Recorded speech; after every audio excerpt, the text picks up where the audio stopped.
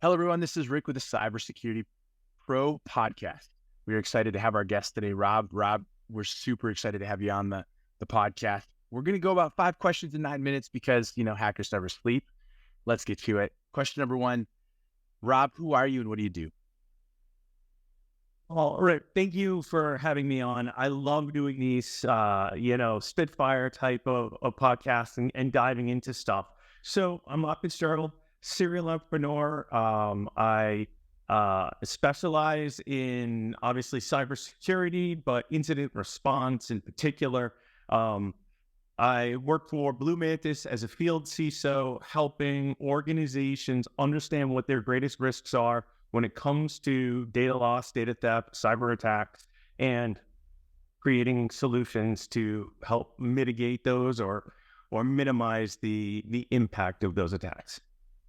It's great. Rob, I know you're in one of those really interesting boats because you have 2 areas that you focus on, right? First off, you're a cyber nerd like we are, but you're also an entrepreneur. How do you feel that those 2 mesh? Well, I think in some ways, I think they mesh really, really well. So if you think about in particular growing up as I did, as you did the past 20, 25 years in cybersecurity, we were building it from scratch. We were trying things as we go because there were no tools, there were no GUIs, there were no prepackaged solutions. And quite frankly, that is very much like entrepreneurship. And it's amazing the number of times I talk to, in particular, entrepreneurs in our world, in cybersecurity, where they're frustrated, they're burnt out, and I provide some guidance and insight and remind them, hey, you're a hacker at heart. You can figure this out. And I think that's really, really cool. The other part, though, is once you become an entrepreneur and start to scale, you don't get to do the day-to-day hacking, the day-to-day security work, the day-to-day IT work. In fact, you move from your face in front of a keyboard and screen to your face in front of people. And those people could be buyers, they can be partners, they can be bankers. But you have to really work hard to project your vision and your business image in a way that makes sense to the public. And that can be really hard, tying complex technical to business needs in a way that people who are not technical can understand. Love it. Thank you for that insight. Now, let's pick your brain. How do you feel the cyber landscape has evolved over the past few years? Well, I think one of the biggest evolutions that we're seeing is the link out of ransomware gangs from Russia. That's maybe the biggest thing. The second part tied to that is ransomware as a service has now become incredibly easy for anyone to evaluate and begin to jump into that game, which is one of the problems that we're seeing right now. It used to be that ransomware was only for the big companies or military contractors or very, very targeted. We see credit card size ransoms where the local five and dime is getting hit. We see larger scale ransoms.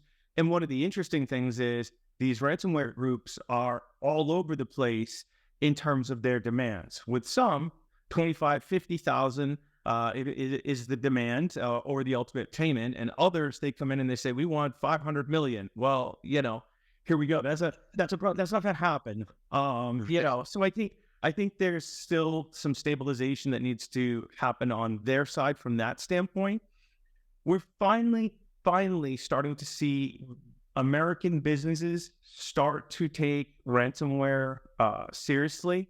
Unfortunately, I think it's due to a lot of the regulation and legislation that's had to be put in place.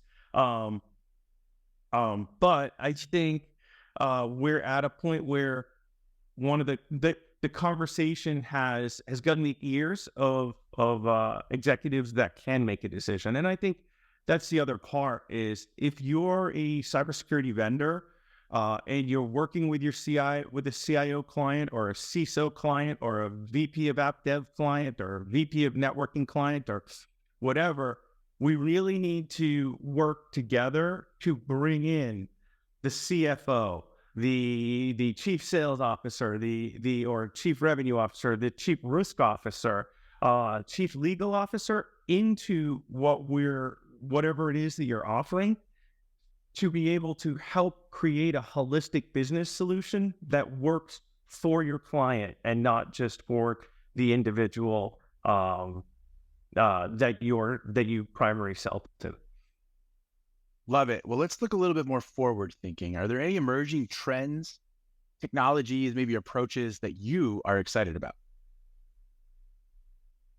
So there's a lot going on, right? I think most of the SOC services, including ours, out there are evolving. We started back in the day with just check the box, low dollar, let's check the box.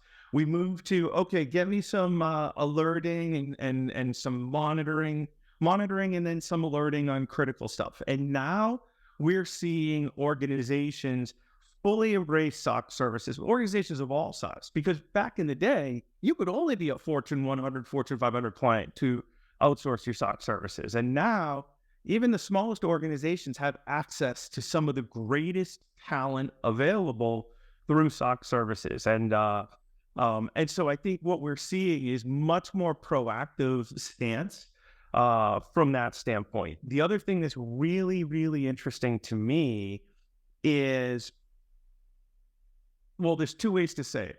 Compliance is back, and I think it's come roaring back. Cyber compliance has come roaring back. We're now asking clients, if you are hit with ransomware or have an event where your business goes down, what is the financial impact you are on the hook for with your customers, with your clients? This is especially true in B2B environments where we've seen supply chain issues happen. Sometimes it's just manufacturing issues. Other times it's supply chain attacks. But ultimately, the victim is going to face potential litigation when they are a victim, whether it's an intentional or unintentional victim. They need to understand what those litigation costs and resolution costs are going to look like, so that they can make better business decisions. And that goes back to the chief audit officer, the risk officer, the legal officer, the financial officer, which is why it's so important to say, okay, we've built up this ecosystem. Now let's start to bring everyone back together again like it was in the early days. What goes around comes around. Love it. So Rob, final question, fun question. What's your favorite piece of retro technology that makes you smile? This is great, right? So I would say it's probably the original Nintendo. I love that gaming system. I have so many good memories with that gaming system. It's probably that. Love it. Rob, thank you so much for being on the Cyber Pro podcast. Thank you. I really appreciate being here. Thank you for tuning into the Cyber Pro podcast. Make sure to like and subscribe so you don't miss out on new podcasts and all of our cool bonus content.